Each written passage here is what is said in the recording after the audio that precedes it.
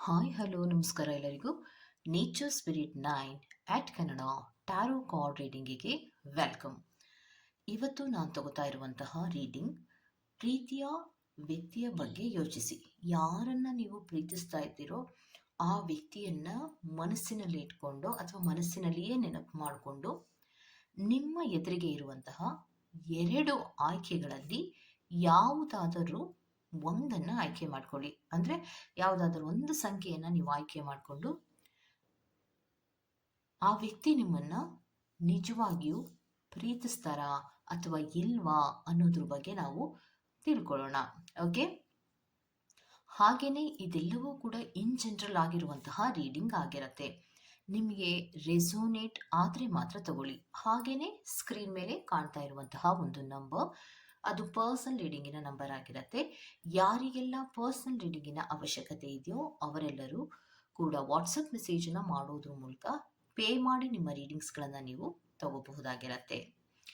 ಮತ್ತು ಯಾರೆಲ್ಲ ನಮ್ಮ ಚಾನಲ್ಗೆ ಸಬ್ಸ್ಕ್ರೈಬರ್ಸ್ಗಳಾಗಿದ್ದೀರೋ ಮತ್ತು ಸಪೋರ್ಟನ್ನು ಮಾಡ್ತಾ ಇದ್ದೀರೋ ಅವರೆಲ್ಲರಿಗೂ ಕೂಡ ನನ್ನ ಕೃತಜ್ಞತೆಗಳನ್ನು ಹೇಳ್ತಾ ರೀಡಿಂಗಿನ ಕಡೆ ಬರೋಣ. ಓಕೆ, ಸೊ ಎಲ್ಲರೂ ಕೂಡ ಪಾಸಿಟಿವ್ ಆಗಿ ಆಲೋಚನೆಯನ್ನು ಮಾಡ್ತಾ ಲೈಫನ್ನು ಮುಂದುವರಿಸ್ಕೊಂಡು ಹೋಗೋಣ ಅಂತ ಹೇಳ್ತಾ ರೀಡಿಂಗಿನ ಕಡೆ ಬರೋಣ. ಪಾಲ್ ನಂಬರ್ 1, ಯಾರೆಲ್ಲ ಆಯ್ಕೆಯನ್ನು ಮಾಡ್ಕೊಂಡಿದ್ದೀರೋ, ಸೊ ನಿಮ್ಮ ಮನಸ್ಸಿನಲ್ಲಿ ನೀವು ಪ್ರೀತಿಸುವಂತಹ ವ್ಯಕ್ತಿಯನ್ನು ಯೋಚಿಸಿಯೇ ನೋಡ್ತಿರ್ತೀರ, ಹೌದಲ್ವಾ?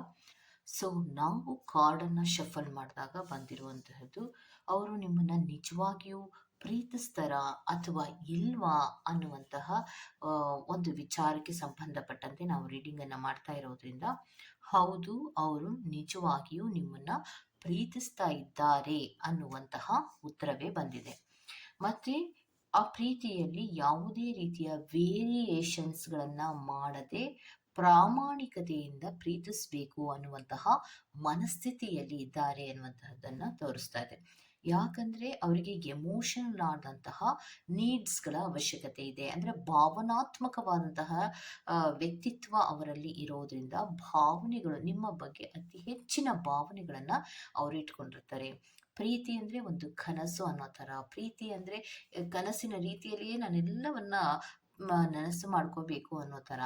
ಮತ್ತು ಭಾವನಾತ್ಮಕವಾಗಿ ಈ ವ್ಯಕ್ತಿ ನನಗೆ ತುಂಬ ಸ್ಪಂದಿಸ್ತಾರೆ, ನನಗೆ ತುಂಬ ಇಷ್ಟ ಆಗಿದ್ದಾರೆ ಅನ್ನೋ ಥರ ಅವರು ಫೀಲನ್ನು ಮಾಡ್ತಾ ಇರೋದ್ರಿಂದ ನಿಮ್ಮ ಬಗ್ಗೆ ಅವರಿಗೆ ತುಂಬ ಅಟ್ರಾಕ್ಷನ್ ಅನ್ನೋದು ಇದೆ. ಮತ್ತು ಅವರು ನಿಮಗೆ ಕೆಲವೊಬ್ಬರಿಗೆ ಪ್ರಪೋಸಲನ್ನು ಮಾಡುವಂತಹ ಸಾಧ್ಯತೆಗಳು ಕೂಡ ಇದೆ ಅನ್ನುವಂಥದ್ದನ್ನು ರೆಪ್ರೆಸೆಂಟ್ ಮಾಡ್ತದೆ. ಫಾರ್ ಎಕ್ಸಾಂಪಲ್, ನಾವು ಒಬ್ಬರನ್ನು ನೋಡಿ ನಮ್ಮ ಮನಸ್ಸಿನಲ್ಲಿ ಒಬ್ಬ ವ್ಯಕ್ತಿಯನ್ನು ಇವರನ್ನು ಪ್ರೀತಿಸಿದ್ರೆ ಚೆನ್ನಾಗಿರ್ತಾ ಇತ್ತು ಅಂತ ಅಂದ್ಕೊಂಡಿರ್ತೀವಿ. ಬಟ್ ಆ ವ್ಯಕ್ತಿಯ ಕಡೆಯಿಂದ ನಮಗೆ ಪ್ರಪೋಸಲ್ ಬಂದಿರಲ್ಲ ಅಂತ ಇಟ್ಕೊಳ್ಳಿ. ಫಾರ್ ಎಕ್ಸಾಂಪಲ್, ಅಂತಹ ಸಂದರ್ಭದಲ್ಲಿಯೂ ಕೂಡ ಆ ವ್ಯಕ್ತಿಗೂ ಕೂಡ ನಿಮ್ಮ ಬಗ್ಗೆ ಬಹಳಷ್ಟು ಪ್ರೀತಿ ಇರೋದ್ರಿಂದ ಸದ್ಯದಲ್ಲಿಯೇ ನಿಮಗೆ ಹೊಸ ವರ್ಷ ಆಸುಪಾಸಿನಲ್ಲಿ ನಿಮಗೆ ಕೆಲವೊಬ್ಬರಿಗೆ ಪ್ರೀತಿಯ ಪ್ರಪೋಸಲ್ಗಳು ಕೂಡ ಸಿಗುವಂತಹ ಸಾಧ್ಯತೆಗಳಿದೆ ಅನ್ನುವಂತಹದ್ದನ್ನು ರೆಪ್ರೆಸೆಂಟ್ ಮಾಡ್ತಾ ಇರೋದು. ಮತ್ತು ಪ್ರೀತಿಯ ವಿಚಾರದಲ್ಲಿ ತುಂಬ ಪ್ರೋಗ್ರೆಸಿವ್ ಆಗಿ ನಾನು ಮುಂದೆ ಮುಂದೆ ತಗೊಂಡು ಹೋಗಬೇಕು, ಪ್ರೀತಿಯಲ್ಲಿ ನಾನು ಎಲ್ಲ ಫೀಲಿಂಗ್ಸ್ಗಳನ್ನು ಹೇಳ್ಕೋಬೇಕು, ಮತ್ತು ನನ್ನೆಲ್ಲ ಯೋಚನೆಗಳು ಏನಿದೆಯೋ ಪ್ರೀತಿಯ ವಿಚಾರದಲ್ಲಿ ನಾನು ಎಲ್ಲ ಕನಸುಗಳನ್ನು ಏನು ಕಟ್ಕೊಂಡಿದ್ದೀನೋ ಆ ಎಲ್ಲ ಕನಸುಗಳನ್ನು ನಾನು ಹೇಳಿಕೊಂಡು ಪ್ರೀತಿಯ ಪ್ರಪೋಸಲನ್ನು ಮಾಡಿ ಮತ್ತೊಮ್ಮೆ ಮಾಡಬೇಕು. ಕೆಲವೊಬ್ಬರಿಗೆ ಪ್ರೀತಿಯ ಪ್ರಪೋಸಲ್ ಆಲ್ರೆಡಿ ಆಗಿದೆ, ಆದರೂ ಕೂಡ ಅವರು ಹೊಸ ವರ್ಷಕ್ಕೆ ಮತ್ತೊಂದು ಪ್ರಪೋಸಲನ್ನು ನೀಡ್ತಾನೆ ಇರ್ತಾರೆ. So I love you, I love you, I love you ಅನ್ನೋದಂತೂ ಅವರಿಗೆ ಸರ್ವೇ ಸಾಮಾನ್ಯವಾಗಿ ನಿಮಗೆ ಹೇಳ್ತಾನೆ ಇರ್ತಾರೆ.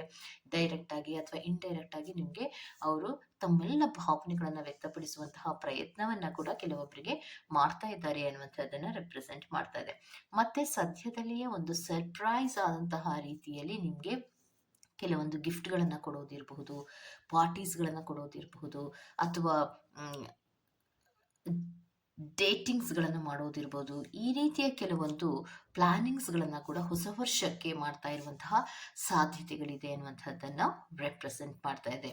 ಅಲ್ಲಿಗೆ ಪಾಲ್ ನಂಬರ್ 1 ಯಾರೆಲ್ಲ ಆಯ್ಕೆಯನ್ನು ಮಾಡ್ಕೊಂಡಿದ್ದೀರೋ, ನನ್ನ ಮನಸ್ಸಿನಲ್ಲಿರುವಂತಹ ವ್ಯಕ್ತಿ ನನ್ನ ಮನಸ್ಸಿನಲ್ಲಿರುವಂತಹ ವ್ಯಕ್ತಿ ನಿಜವಾಗಿಯೂ ನನ್ನನ್ನು ಪ್ರೀತಿಸ್ತಾರಾ ಅನ್ನೋದಾದರೆ ಖಂಡಿತವಾಗಿಯೂ ಅವರು ನಿಮ್ಮನ್ನು ಪ್ರೀತಿಸ್ತಾರೆ. ನಿಮ್ಮ ಬಗ್ಗೆ ಅಟ್ರಾಕ್ಷನ್ ಇದೆ. ನಿಮ್ಮ ಬಗ್ಗೆ ಕೆಲವೊಂದು ಭಾವನೆಗಳು ಇರುವಂತಹದ್ದು. ಭಾವನೆಗಳೆಲ್ಲವನ್ನ ಆಮ್, ಹೀಗಿರಬೇಕು ಹಾಗಿರಬೇಕು ಅನ್ನುವಂತಹ ರೀತಿಯಲ್ಲಿ ಕನಸನ್ನು ಕಾಣ್ತಾ ಇರುವಂತಹದ್ದು. ಮತ್ತೆ ಅವರ ಯೋಚನೆಗಳಲ್ಲಿಯೂ ಕೂಡ ಪ್ರೋಗ್ರೆಸಿವ್ ಅನ್ನುವಂತಹ ರೀತಿಯಲ್ಲಿ ಪಾಸಿಟಿವ್ ಆಲೋಚನೆಗಳನ್ನು ಮಾಡ್ತಾ ಇರುವಂತಹದ್ದು. ಕೆಲವೊಂದು ಗಿಫ್ಟ್ಗಳಿರ್ಬೋದು, ಕೆಲವೊಂದು ಪಾರ್ಟೀಸ್ಗಳಿರ್ಬೋದು, ಅದೆಲ್ಲವನ್ನ ಕೊಡಬೇಕು ನನ್ನ ಪರ್ಸನ್ಗೆ, ನನ್ನ ಪರ್ಸನ್ ತುಂಬಾ ಖುಷಿಯಾಗಿ ಇಟ್ಕೋಬೇಕು ಅನ್ನುವಂತಹ ಮನಸ್ಥಿತಿಯಲ್ಲಿದ್ದಾರೆ ಅನ್ನುವಂಥದ್ದನ್ನ ರೆಪ್ರೆಸೆಂಟ್ ಮಾಡ್ತಾ ಇದೆ. Okay, get to the next point number 2.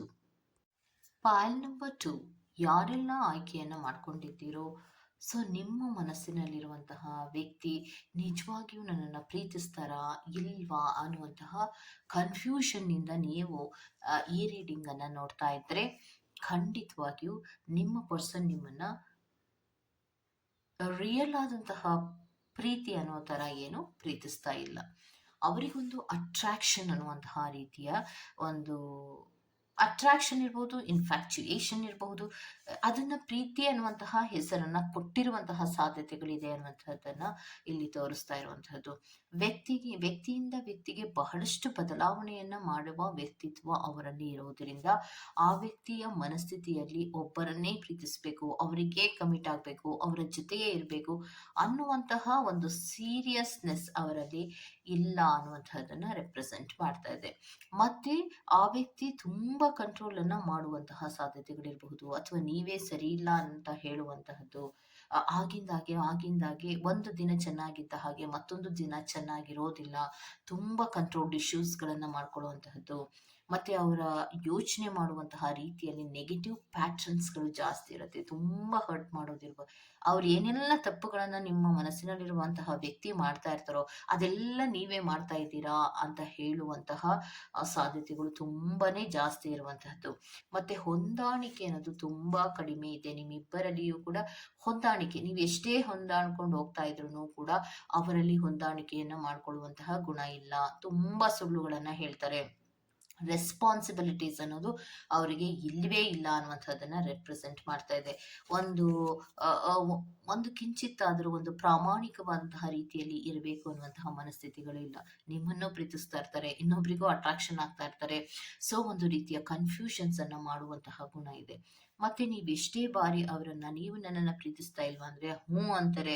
ಆದ್ರೂ ಕೂಡ ಅವರು ನಿಮ್ಮ ಹತ್ರದಿಂದ ಜಗಳ ಆಡ್ತಾರೆ, ಸ್ವಲ್ಪ ಬ್ರೇಕಪ್ ಅನ್ನ ಮಾಡ್ಕೋತಾರೆ, ದೂರ ಹೋಗ್ತಾರೆ. ಅವ್ರಿಗೆ ಯಾವಾಗ ಇಷ್ಟ ಆಗುತ್ತೋ ಅವಾಗ ಮತ್ತೆ ಹತ್ರ ಬರ್ತಾರೆ, ಮಾತಾಡ್ತಾರೆ, ಮತ್ತೆ ದೂರ ಹೋಗ್ತಾರೆ. ಬೇರೆ ವ್ಯಕ್ತಿಗಳ ಜೊತೆಯಲ್ಲಿಯೂ ಕೂಡ ಸೇಮ್ ಇದನ್ನೇ ಮಾಡ್ತಾ ಇರ್ತಾರೆ.